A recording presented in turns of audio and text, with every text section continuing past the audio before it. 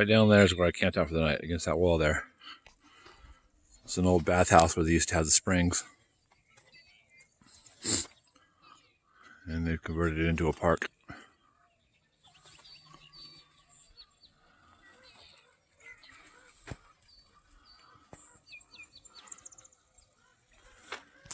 And there's a pond right over there.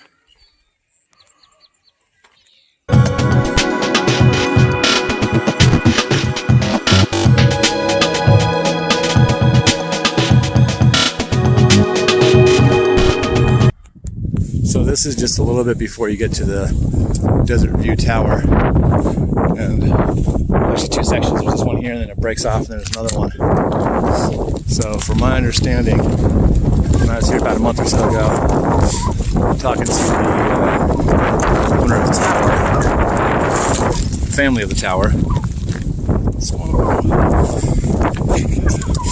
they said that when they bought this land several years ago, they sold some of it off to this guy, and he actually used to have like a UFO thing here where he would do tours and stuff, and it just, Nico, come here, it's just kind of gone downhill from there. So now it's more of a junk collection, and the dog's there, so it sounds like somebody's home. Come here, Nico. It's kind of cool stuff to see. Come on up one more bit. I don't know if he's the one stacking these rocks or somebody else. But, like, you just got a shopping cart sitting there full of, I don't know, let's see what it is. Just full of tin cans. Maybe it's his form of art, I don't know. So we got motorcycles, actually a couple of nice motorcycles, they just need some repair work. Bags of dog food. Sitting there. Come on, Nico. Nico, come here. Come here. So there's some more. So apparently those bags of dog food are probably getting used because there's a bunch of dogs back in all those trailers back there. I don't know how many people are living there, but there's definitely a bunch of dogs.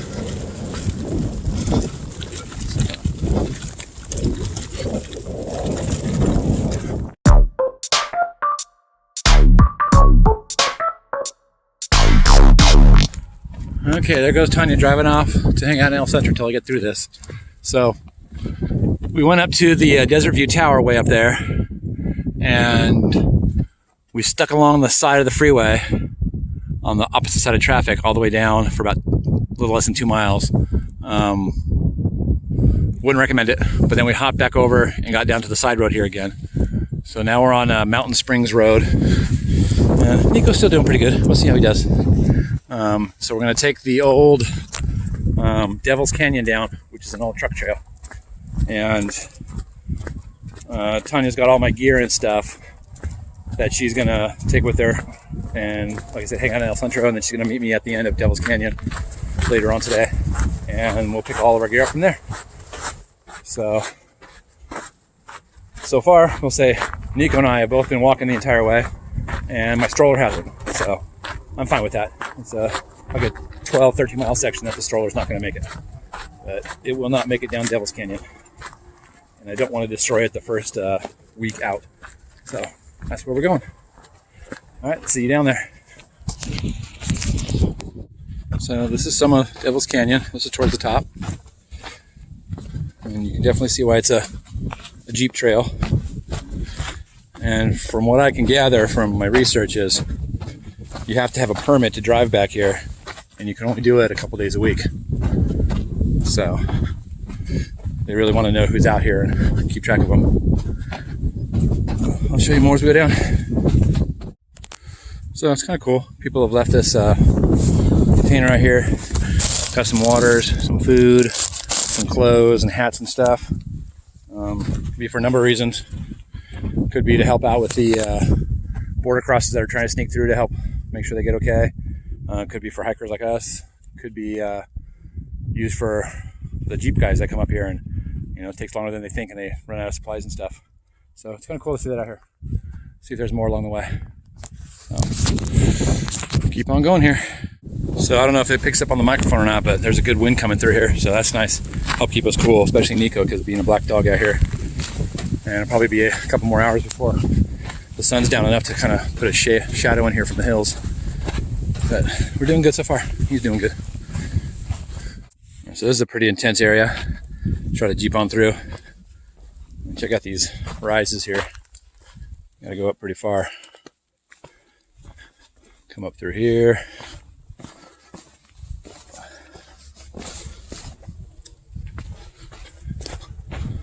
So I'm 6'4", and this is probably about my head right here. So that's a 6 foot or more rise right there. So crazy. I've seen a couple of videos of the guys doing it. Looks really awesome. I really, really wish I had a Jeep. Always wanted one. Hoping someday maybe.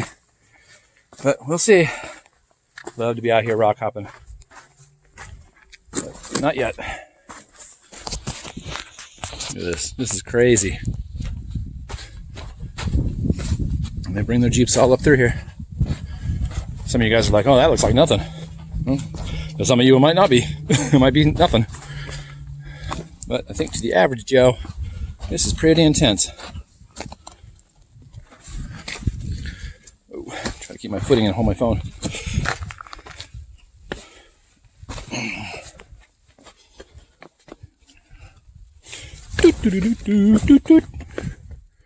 All right, now we're at a spot, the north end of, as you're coming up, where you can go the low road, and it's like super challenging, a lot like what we just saw, and even worse.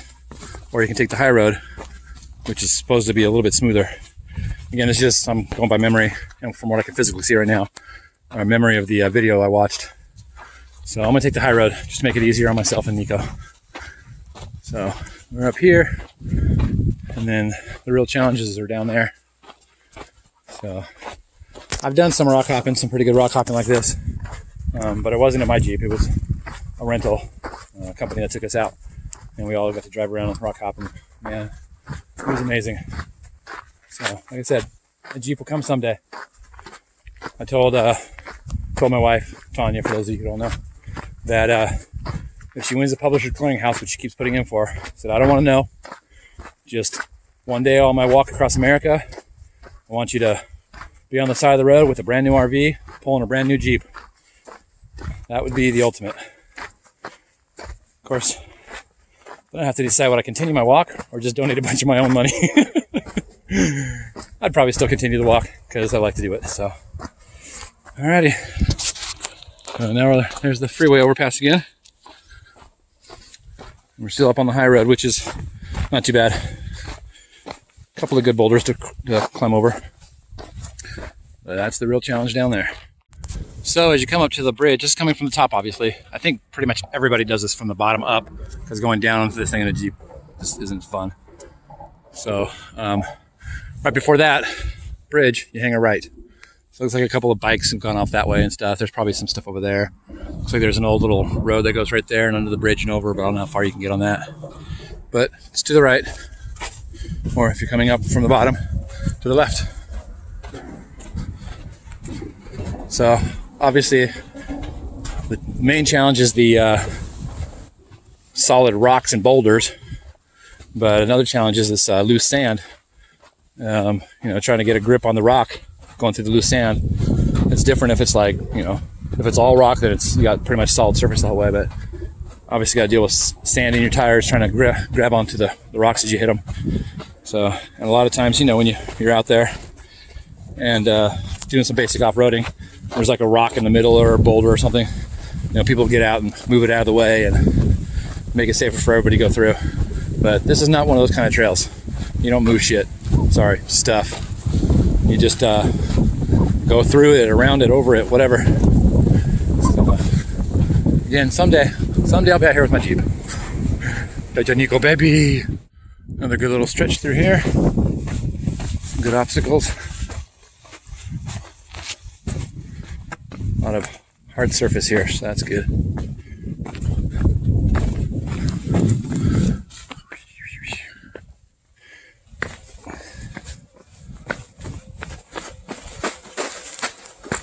shoes are acting like a Jeep today.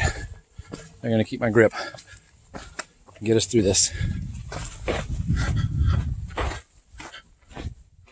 And the fun never ends. It's a really good one. So about a 4-foot rise there, another 3 or 4 foot on the other side. This right here is easily 5 to 6 feet. So we can do that slipping.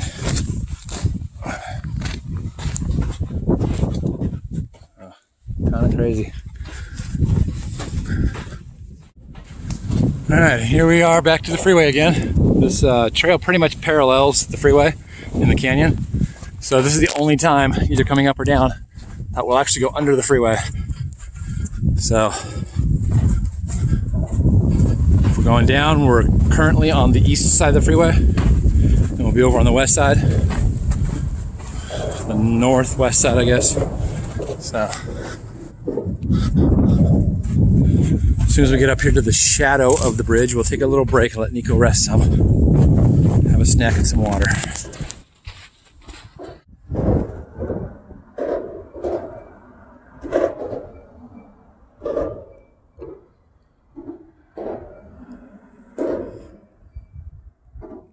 That's the sound of the cars going over the freeway.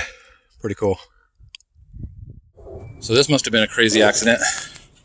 This is the part of a trailer from a Bimbo bakery truck. All the crates from the Bimbo and the side panels must have just gone over the side there. Wow. It's been a number of years too, because you can see there's more rocks that have fallen on top of some of it. Crazy, crazy. All right, you gotta have some serious rock hop suspension for this one here. This is, look, there's no climbing this. It's just straight up the rock. I mean, maybe you can work your way over here, but this is pretty much a straight climb. So I'm gonna see if I can't get around without hurting myself.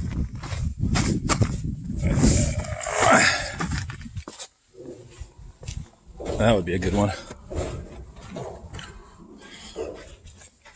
So we left some more waters, and I had found another one up there as well. So this was actually recently done, because well, these ones are kind of old. But the other ones up there that are in the crates were just dropped off the day I started my hike, my walk across America. So on the 5th. So there's some fresh water out here, and then some old water out here. But water's water. So here's another one of those. Looks like an animal got to this one, chewed off the cap there. So now down inside, just a bunch of bugs. And this one started to get chewed off. So, oh well. All right, here we are towards the bottom of the trail. A little bit of rock action there, but then it's sand for a while, but then it hits the rocks again. Going down here, I think a couple more bends, and we'll kind of open out into the desert. Well, this is obviously desert, but the open desert. So you can see it's a lot wider here, a lot sandier. So still heading down, and still nice and wide open, and the sand's actually pretty compact. I mean, I'd drive my 2-wheel drive Nissan up here. Wouldn't go past those rocks that I saw back there, but I'd say any decent driver with a 2-wheel drive truck could get up here and, you know, at least camp or something. So getting down towards the bottom here, and you can see the windmills off in the distance there, so you know it's going to really open up to the wide open desert here shortly. And it's still nice packed sand, so like I said, just about anybody, a decent driver, even a 2-wheel drive truck, could probably get up here. That's assuming there's no other obstacles down below that I haven't hit yet. So we'll see. All right, out in the open desert now to the windmills. Still a decent road here. So we're gonna walk over to this windmill here and take a little break in the shadow of the windmill. Give Nico a little rest. Towards the end of this, there's follow the train tracks here that are no longer used, and you head this way for a little while, and you go around that little butte right there down to the end of Evans Highway. So We'll see what it looks like right at the very end. All right, made it back to the old highway, Evans Highway, all that way. So let's see.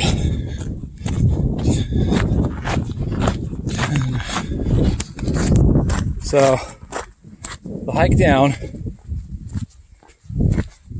is probably about 8 miles. That's from the moment I left dirt or left pavement on Mountain Springs Road, all the way down to the canyon and all the way out to here, to where the old highway is. So about 8 miles or so. And it took me, let's see, what time is it? 2.5 hours. 11, 12, 31, 32. Yeah, about 2.5 hours. And